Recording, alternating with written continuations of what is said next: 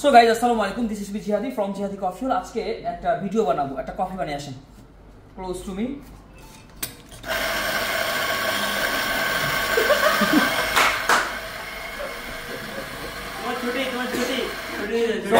আমরা একটা কি বানাবো, একটা ফ্ল্যাট হোয়াইট বানাবো। কি বানাবো?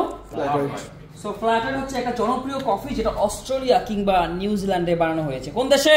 অস্ট্রেলিয়া কিংবা নিউজিল্যান্ডে। আমরা তার জন্য সিঙ্গেল এসপ্রেসো ব্যবহার করছি, মানে 9 গ্রাম।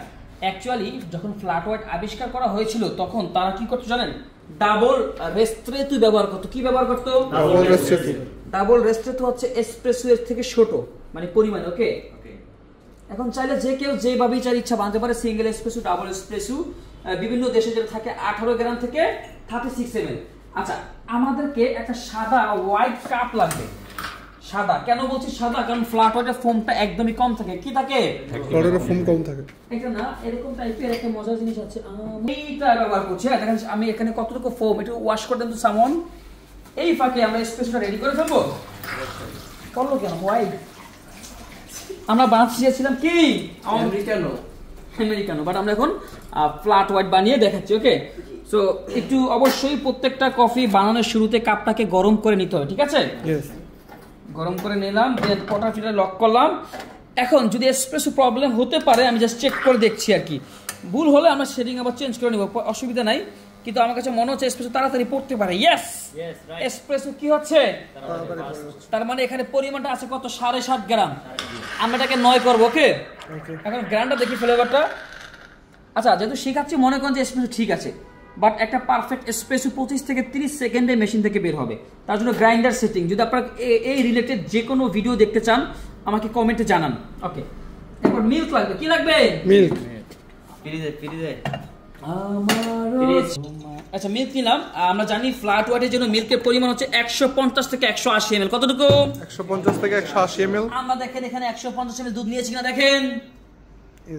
সব সময় ফর দা বিগিনারদের জন্য একটা টিপস হচ্ছে একটু মিল্কের পরিমাণ বাড়িয়ে নেবেন, তাহলে ফোমটা কম করতে সুবিধা হয়। দুধ যত বাড়িয়ে নেবেন ফোম তত কম হবে। কেন? যেহেতু আমরা বানাচ্ছি কি ফ্ল্যাট হোয়াইট। এখন যদি আমারটা না হয় আপনারা কি গালি দিবেন? নো, শিখাবেন। ওকে, গরম করতে হবে কতটুক? 60 থেকে 70, রাইট? কিন্তু আমরা ফ্ল্যাট হোয়াইটের জন্য গরমটা একটু কম করব, 55। কেন বলেন তো? কারণ ফ্ল্যাটে যেহেতু ফোম কম করতে হয়, গরমটা একটু কম করলে ফোমটা ভালো কম হয়।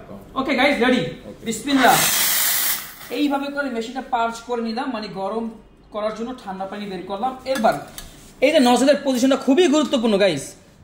এই যে স্টিমের লাঠিটা, মানে লাঠিটা সর্বপ্রথম এরকম মাঝে আনবেন, কাপের হালকা বাঁদিকে ডুবালাম। ওকে, এখন আমরা গরম করবো 50 ডিগ্রি, মানে 55 ডিগ্রি। ওকে, এইভাবে ডুবে বাঁকা করবেন 45 ডিগ্রি।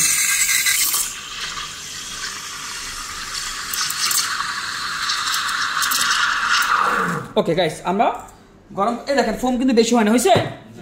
দেখেন টেক্সচারটা দেখেন ফ্ল্যাট হোয়াইটে, এবং শব্দ করছে একবার, 1 থেকে সর্বোচ্চ 2 বার। এই যে করছে না, এটা কিন্তু খুব কম করছে। দেখেন 55 ডিগ্রি হয়েছে, বুঝলেন না?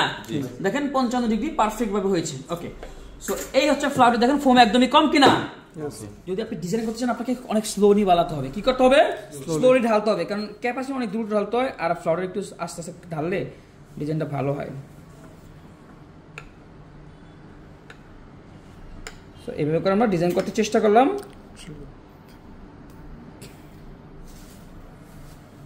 এই যে তো দেখেন এখানে ফোমের পরিমাণ একদমই কম। এবার নিচ থেকে দেখেন ফোমটা।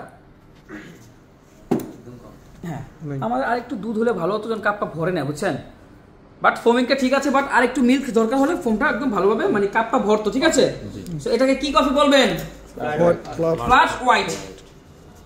একটু বললে আরো ভালো হতো, ঠিক আছে? ওকে গাইস, সো এই হচ্ছে ফ্ল্যাট হোয়াইট। কি নাম? Flat white. Video very tasty.